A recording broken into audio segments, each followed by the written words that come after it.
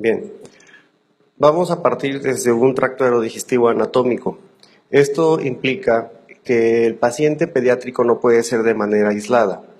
No tenemos que recurrir exclusivamente a cualquier texto que nos hable de cirugía esofágica, de cirugía de tórax o cirugía de la vía aérea, porque el niño tiene una complejidad funcional y anatómica mucho más importante.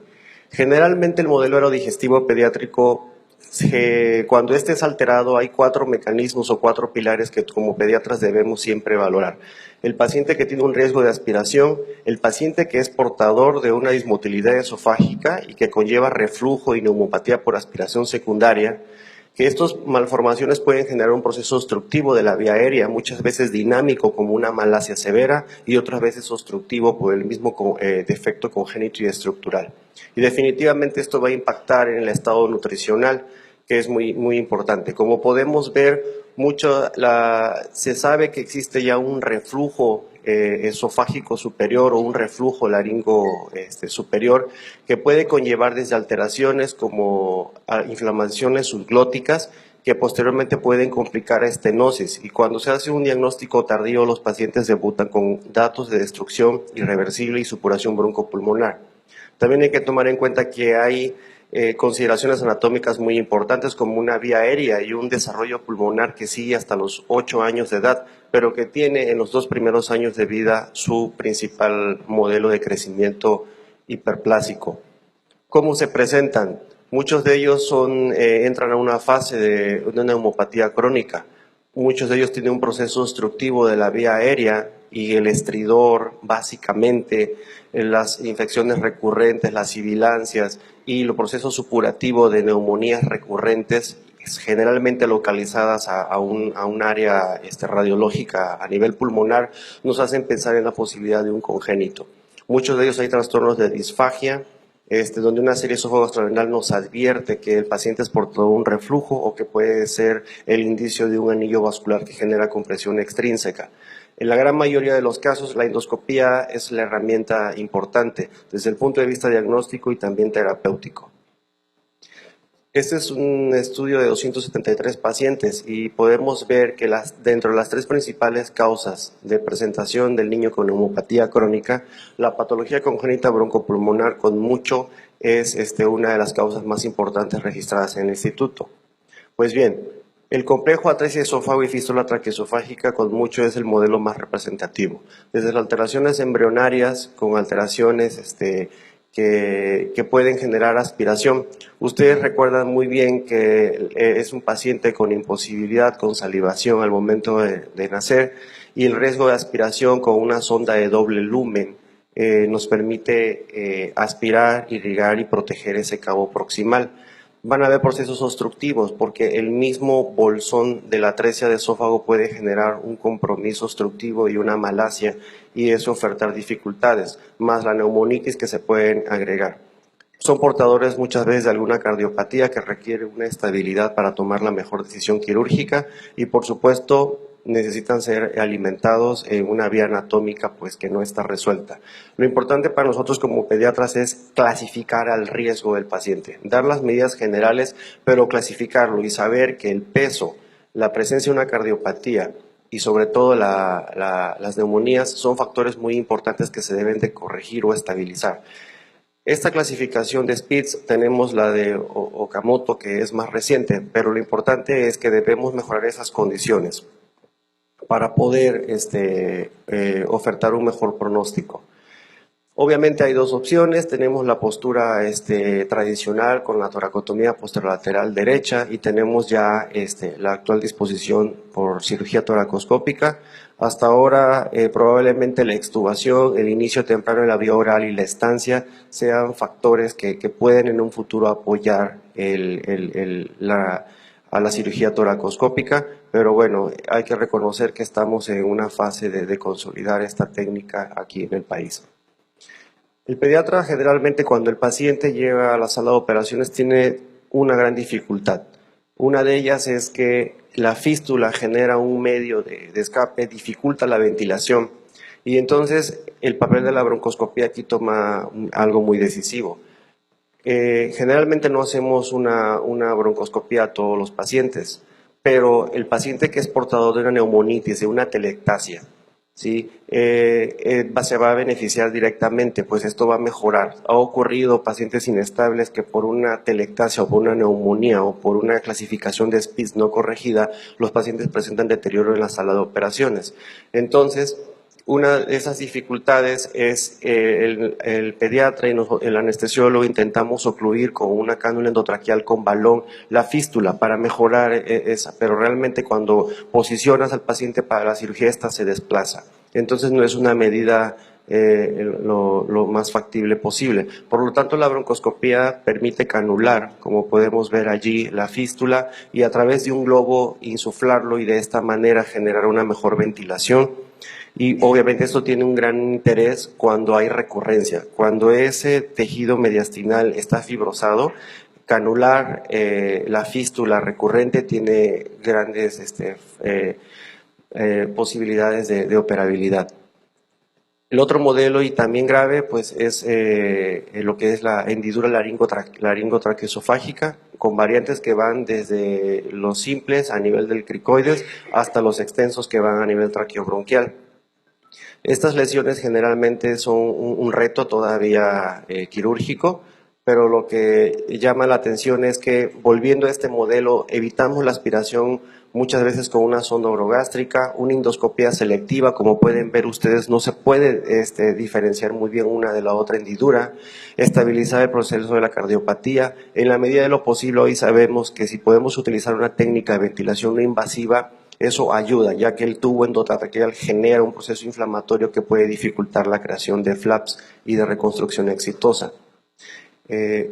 Otro muy frecuente es la malasia, es una obstrucción dinámica en la vía aérea, hay un colapso prácticamente total de los cartílagos aritenoides, muchos pacientes son portadores de reflujo, el reflujo empeora esta condición, pero lo importante es reconocer estas comorbilidades y ante todo determinar quién es el paciente que tiene un proceso obstructivo. Hoy día se pueden intervenir a través de laringoplastías por la vía transendoscópica y muchas veces cuando no es posible se ha tomado la traqueostomía como una medida estabilizadora, ya que muchos de estos cartílagos maduran hasta los 18 meses. Aquí lo importante es hacer traqueostomías racionales que no comprometan y compliquen aún más la evolución.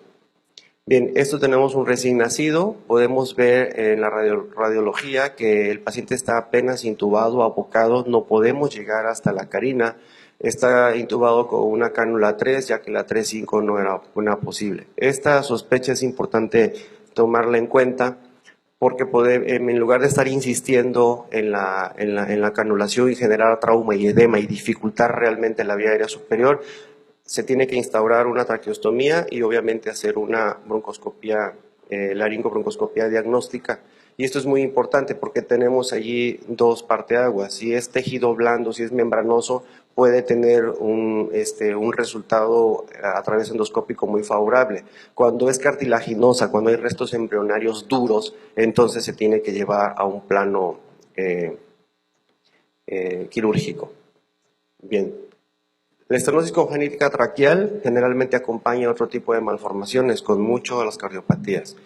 Una estenosis se va a presentar con estridor. Todo paciente pediátrico con estridor es igual a hacer una broncoscopía instrumentada. Podemos ver cómo se reduce el calibre y desde ese momento tenemos que ver, contar los anillos, valorar si no hay compresiones extrínsecas que nos hablan de un anillo vascular que debe ser corregido en el mismo tiempo quirúrgico. Como pueden ver ustedes, la tomografía nos ayuda también a extender, hacer la extensión de la estenosis y de esta manera tenemos varias opciones. Aquí lo importante de esas opciones quirúrgicas es determinar que una valoración ecocardiográfica y una reconstrucción tridimensional por tomografía nos va a permitir elegir cuál de estos pacientes es candidato al mejor procedimiento. Y la broncoscopía siempre va a acompañar tanto el pre como el transoperatorio de ellos. Este es un mapa que buscamos prácticamente los anillos. Los anillos vasculares generalmente pueden ser parciales y nada más generar una compresión o pueden ser totales y generar un proceso obstructivo. La broncoscopía con mucho nos ayuda a orientar. El estudio contrastado generalmente también nos ayuda a ver compresiones generalmente en la pared posterior y de alguna manera inducir, pero la broncoscopia con mucho es el diagnóstico definitivo.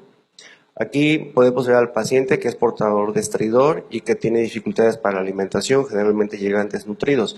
La tomografía nos advierte que hay un doble arco aórtico, generalmente este es el proceso constructivo propiamente formal que podemos encontrar y generalmente se hace una sección, en este caso de la rama de menos repercusión hemodinámica. Y obviamente esto es otra condicionante. Muchos pacientes son sometidos a una traqueoplastía de deslizamiento. Lo que se hace es sumar las dos longitudes para crear una vía aérea mucho mayor. Lo importante para nosotros es recordar que como pediatras tenemos que identificar comorbilidades, que la longitud de la tráquea resecada es el factor pronóstico más importante. Luego entonces debemos insistir en traqueostomías racionales que queden prácticamente cerca de la estenosis y no tener que sacrificar 4 o 5 anillos. La traqueoplastía implica la resección de la estenosis hasta la inserción del estoma. Resecar más de un 30% de tráquea comprometida altera el pronóstico y el riesgo de discencia es mayor en estas cirugías. Actualmente ya tenemos diagnósticos perinatales, pacientes portadores de masas cervicales, del síndrome obstructivo congénito de la vía aérea, que van a tener un compromiso cardiopulmonar al momento de nacer y que van a requerir una resucitación especial. Entonces la broncoscopía permite una intubación selectiva, segura de la vía aérea y actualmente la coordinación perinatal a través del procedimiento exútero intraparto, que es utilizar el flujo placentario para asegurar la vía aérea durante el procedimiento, puede permitir controlar las condiciones hemodinámicas y devastadoras de una vía aérea comprometida, indicar desde una broncoscopía hasta la instauración de una traqueostomía, como en la secuencia de Pierre-Robin.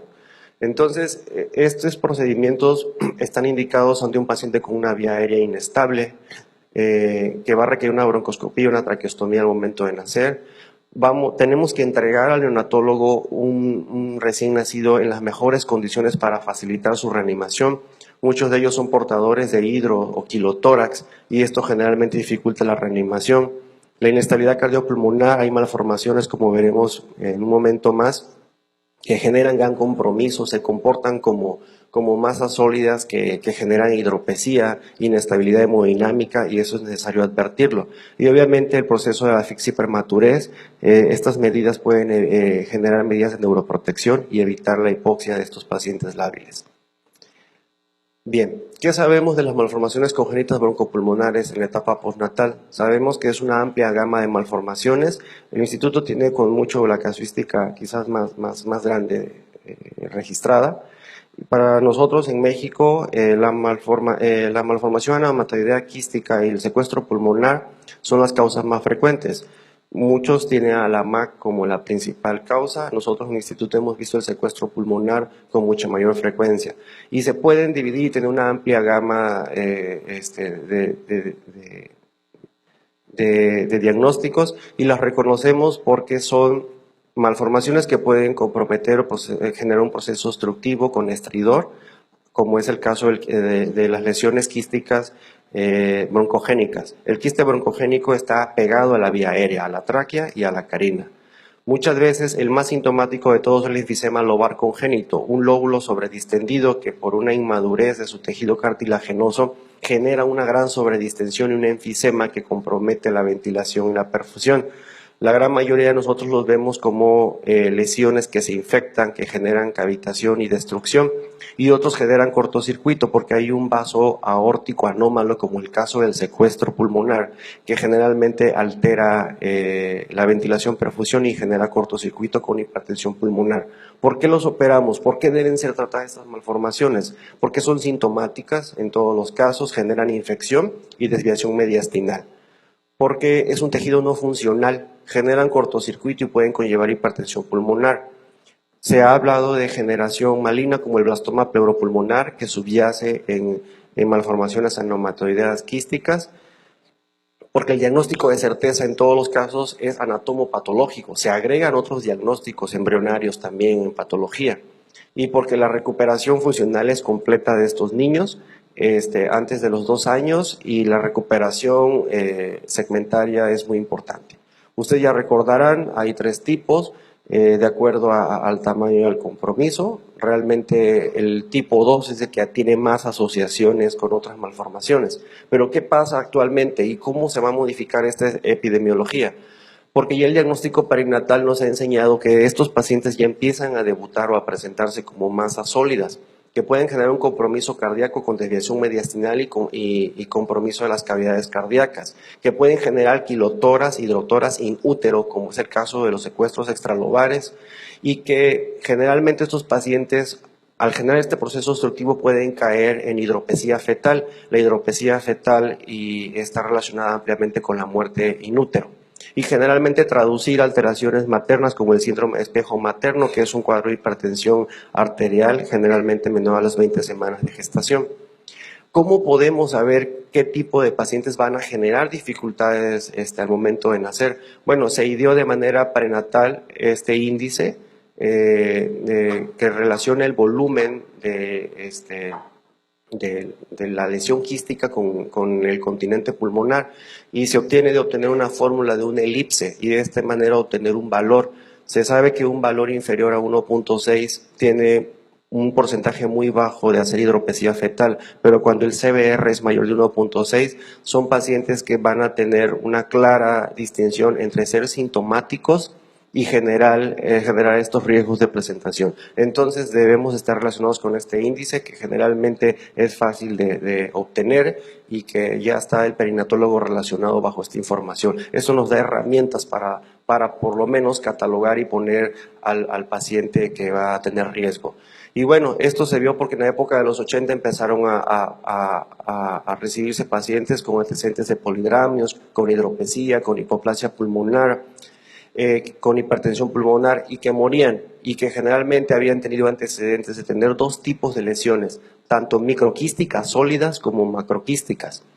Y esto generó una clasificación. Lo que llamó la atención y empezó la controversia es que estas lesiones microquísticas, que pudieron ser MAC tipo 3, no tenían correlación histopatológica, y las lesiones quísticas tipo 1, algunas de ellas podían involucionar con esteroide materno y otros más debutar de manera clínica. Entonces estas lesiones, la primera controversia que se generó, entonces, ¿a quién operamos y a quién no operamos? Cuando se hizo este consenso, se dividieron los médicos.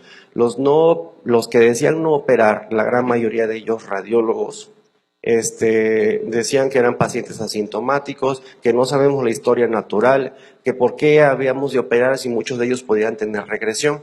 Y bueno, había riesgos asociados a la toracotomía y la resección. Entre otro grupo que sí decidimos operar, donde estamos la gran mayoría de los cirujanos, defendemos nuestra postura y el riesgo de infección, hace la cirugía más difícil, aumenta las complicaciones, hay degeneración maligna, neumotórax, y aquí podemos ver cómo algunas de estas cirugías que pudieron ser controladas pueden tener complicaciones después de un diagnóstico tardío. Entonces, la cirugía electiva generalmente tiene mejor resultado pronóstico que una cirugía de urgencia, si tú dejas a estos pacientes que debuten hasta los 6 meses de vida. Ya para finalizar, este es un caso clínico, es una masa cardíaca, estaba de aproximadamente 1.5 centímetros, se hizo ecografías postnatales, se dio tratamiento con esteroide, pero persistió la masa a término de aproximadamente 2 centímetros.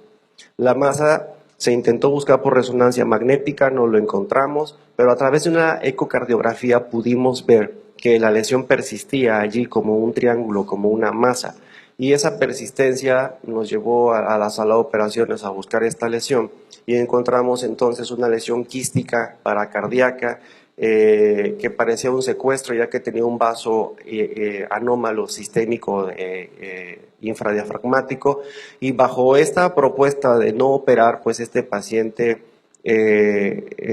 no debió haberse llevado a la involución.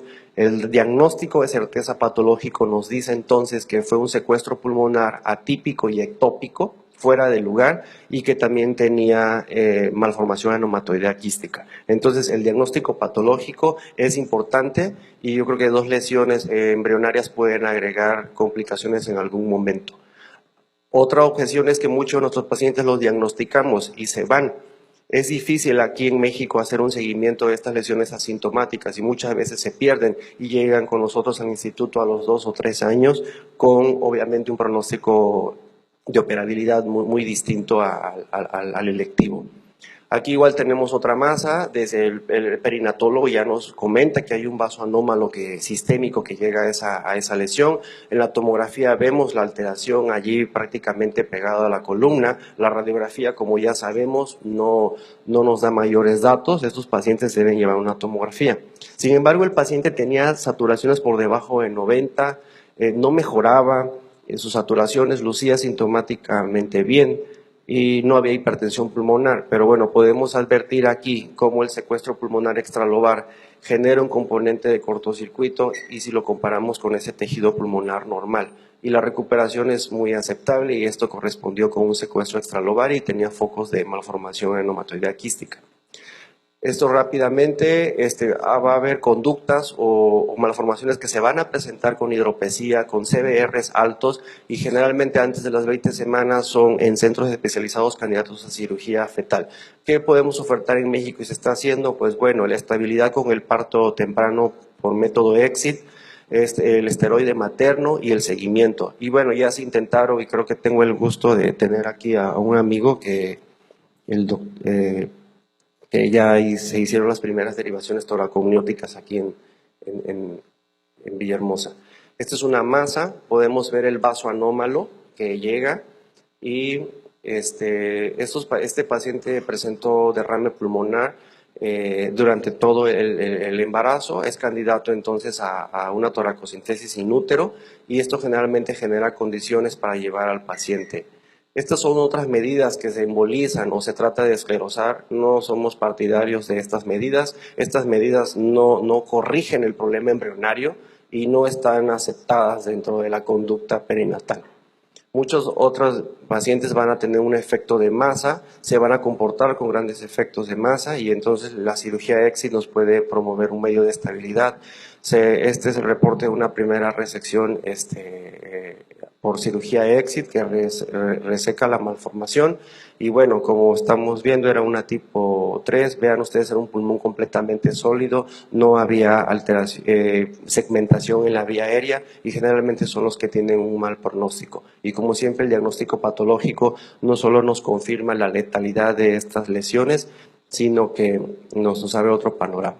Entonces el EXIT en estos pacientes pueden apoyar la vía aérea inestable, entregar al neonatólogo, al pediatra, a un paciente para la mejor reanimación, para generar una mejor estabilidad hemodinámica y obviamente asegurar la vía aérea.